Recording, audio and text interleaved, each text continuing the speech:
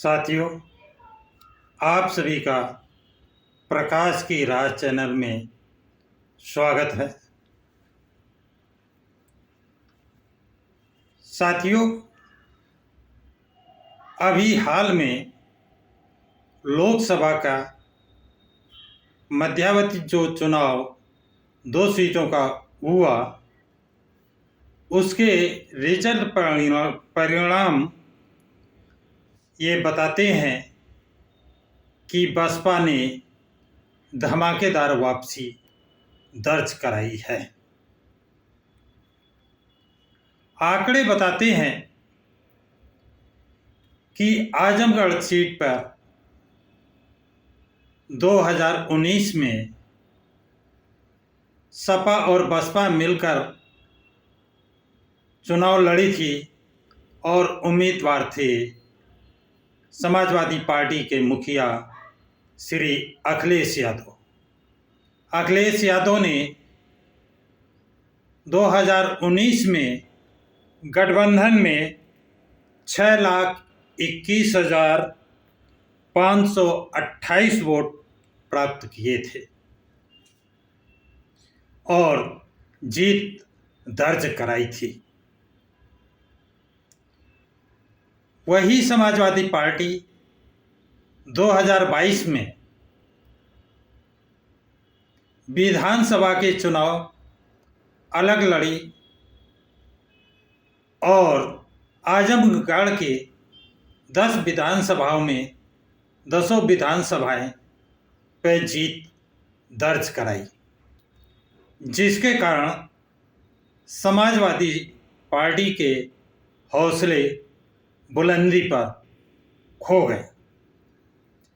लेकिन ऐसा क्या हुआ कि 2 महीने बाद अभी जो लोकसभा का चुनाव हुआ, जिसमें अखिलेश ने आजमगढ़ की सीट, संसदीय सीट छोड़ दी और वहां से अपने ही परिवार के धर्मेंद्र यादव को चुनाव लड़ाया और उनको कुल वोट मिले 3,04,089। मतलब कि 2019 से 2022 में 3,17,489 वोट कम मिले। वोटों का आंकलन देखें तो 50% से ज़्यादा वोट प्रतिशत की गिरावट पाई गई। इसी तरह बीजेपी का आजमगढ़ का आंकड़ा देखते हैं तो दिनेश निरहुआ बीजेपी का कैंडिडेट 2019 में था, उसको 2019 में कुल वोट मिले थे 3,61,704, जबकि 2022 में दिनेश निरहुआ वही कैंडिडेट 2022 में चुनाव लड़ता है, तब उसको वोट मिलते हैं 3,12,758। इससे स्पष्ट है कि बीजेपी के वोट परसेंट में भी गिरावट आई। 2019 से 2022 में बीजेपी को 49,615 वोट कम मिले, तो बीजेपी के वोट परसेंट में गिरावट आई और बहुत बड़ी गिरावट समाजवादी पार्टी के वोटों में आई है। 50% से ज़्यादा गिरावट आने से इनके हौसले पस्त हो चुके हैं, ऐसा राजनीतिज्ञों का मानना है। और बसपा का जो अपने निम्नतम स्कोर में 2022 के चुनाव में विधानसभा के चुनाव में चली गई थी, उसके उम्मीदवार को इस लोकसभा चुनाव में 2,66,210 वोट हासिल करके एक ऊंचाई के स्थान को प्राप्त किया है। इससे बसपा का हौसला बढ़ा है और राजनीतिक विशेषज्ञों का कहना है कि बसपा की धमाकेदार वापसी हो रही है। इसी तरह रामपुर संसदीय क्षेत्र का आंकलन करें तो 2019 में सपा बसपा का उम्मीदवार आजम खान थे, उनको वहां से वोट 5,59,177 मिले थे। इस बार वहां से मोहम्मद अलीम रजा, जिनको आजम खान ने अपना उम्मीदवार, समाजवादी पार्टी ने अपना उम्मीदवार घोषित किया था, उन्होंने चुनाव लड़ा और उनको कुल वोट 3,25,205 वोट मिले।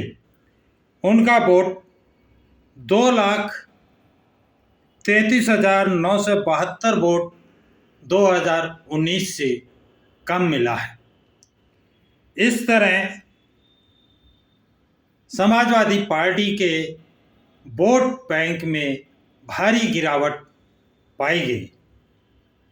वहीं पर भारतीय जनता पार्टी के आंकलन करते हैं तो 2019 में उनकी उम्मीदवार जया प्रदा थी और उनको वोट मिला था 4,49,180, जबकि इस बार बीजेपी के उम्मीदवार घनश्याम लोधी थे और 2022 में घनश्याम लोधी को कुल वोट मिलते हैं 3,67,397। इनके वोट में भी गिरावट आई है। 2019 से 2022 में कितने वोट कम मिलते हैं, यानी 81,783 वोट कम मिलते हैं। तो दोनों लोकसभाओं में देखें तो भारतीय जनता पार्टी के वोट परसेंट में गिरावट पाई जाती है और समाजवादी पार्टी के वोट परसेंट में तो बहुत भारी गिरावट पाई जाती है। और दोनों जगह से 2019 में समाजवादी पार्टी चुनाव विजयी हासिल हुई थी, जबकि 2022 में दोनों जगह से समाजवादी पार्टी का पत्ता साफ हुआ, एक भी जगह जीत हासिल नहीं कर पाई। और साथियों, राजनीति में उतार चढ़ाव चलता रहता है। 2022 में बहुजन समाज पार्टी का कैडर वोट भी समाजवादी पार्टी को मिला था कि बीजेपी को हराने के लिए उन्होंने समाजवादी पार्टी को वोट दिया था, क्योंकि वो जानते थे कि समाजवादी पार्टी का वोट बसपा को नहीं मिलेगा और भाजपा की सरकार बन जाएगी। भाजपा की सरकार को रोकने के उद्देश्य से बहुजन समाज पार्टी का कैडर वोट भी समाजवादी पार्टी को गया, लेकिन समाजवादी पार्टी ने उस का महत्व नहीं समझा और न उनको कोई श्रेय दिया, जिसके कारण भटका हुआ बसपा का वोट पुनः बसपा की तरफ अग्रसर हुआ है और समाजवादी पार्टी की बुरी तरह हार हुई है। ये सर्वविदित है।